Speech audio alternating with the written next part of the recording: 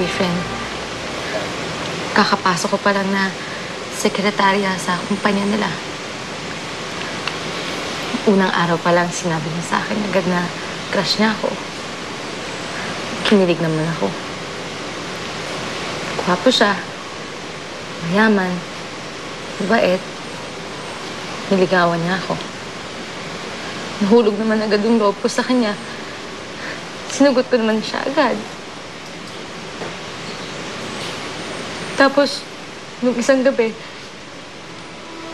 nung magkasama kami dalawa sa office, nilapitan niya ako.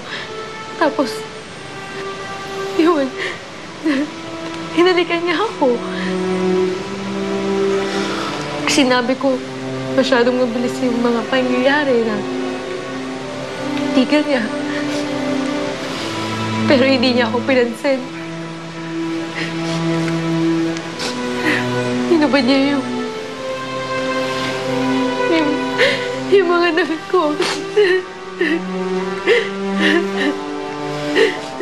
Nirape niya ako. Nirape niya ako. Talo. Graciela, ayos ka lang ba? Wala akong problema. Babalik na lang ako sa kwarto mo. Sige ho.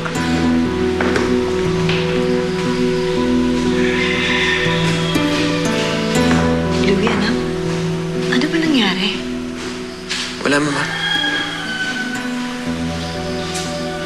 Pwede mo na ako iwan, Mama. Sige. Good night.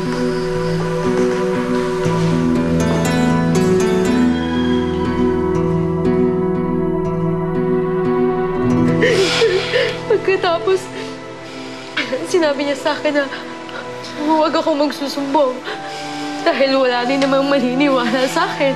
Dahil alam ng lahat na boyfriend ko siya. Hindi ko na alam yung gagawin ko. Ilang araw na akong hindi pumapasok. Tapos makakatanggap na lang ako ng sulat na si Santi na ako. Hindi ko alam kung bakit niya nagawa to sa akin. Boyfriend ko siya. Minahal ko siya. Pinagkatiwalaan ko siya. Tapos ganun yung gagawin niya sa akin. Hans, tama na. Andiyan si ate. Tutulungan niya tayo. Tutulungan ka niya. Tama si Hans. Gagawa ko ng paraan para maparusahan ang gumawa nito sa'yo. Pero hindi basta-basta itong mga taong to. Malaking tao yung gumahasa sa akin. Makapangyarihan. Kahit sino pa sila, mali pa rin ang ginawa nila sa'yo. Anak siya ng congressman. Kaya nga mas mali. Takot ako. Okay lang matakot. Basta huwag kang bibigay. Lumaban ka. Nandito lang ako para sa'yo, Monina. Lalabanan natin sila.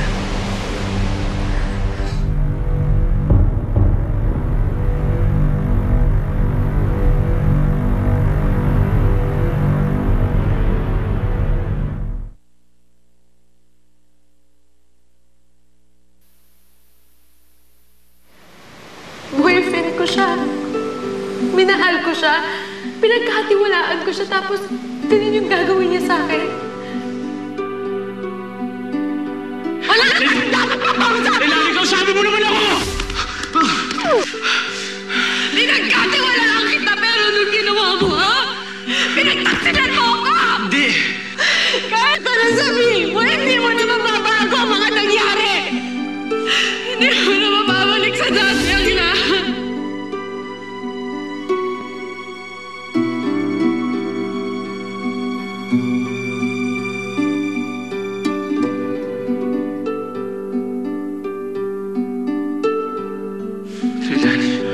Utang na loob, Martin.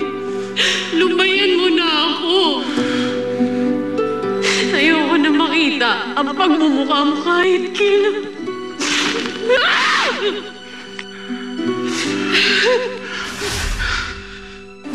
Ikaw na ang mahal ko. Sa'yo ako masaya.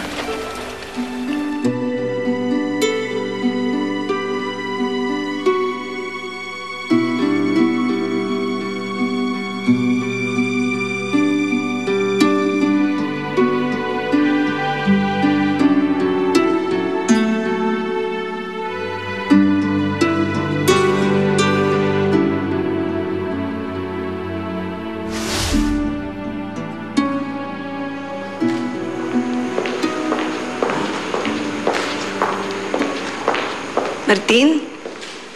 Ma'am. Ma'am. Nabalita mo na siguro yung tungkol sa party mamayang gabi. Imbitado ang lahat ng tauhan ng rancho. Sabihan mo ang lolo mo, ha? At lahat ng mga kasambahay niyo, papuntahin mo. Sige po, ma'am. Sabihin ko po. May problema ba? May gumugulo lang po sa isip ko eh. Dahil ba kay Graciela? Napansin ko, mula nung umalis si Louie, naging malapit kayo sa isa't isa. Hindi po. Magkaibigan lang po kami nun. Alam ko namang mabuti kang bata. At alam ko din, hindi ka gagawa ng mga bagay na hindi tama. Ito lang tandaan mo. Lahat ng problema, may solusyon. Kailangan mo lang harapin. Mara, paano kung hinarap ko yung problema tapos lalo magkagulo? Lilipas din naman ang gulo eh. Ang importante, hinarap mo ang problema.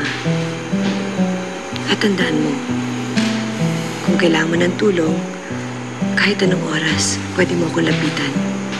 Tutulungan kita. Salamat po. Mamayang gabi ha. Huwag mong kalimutan.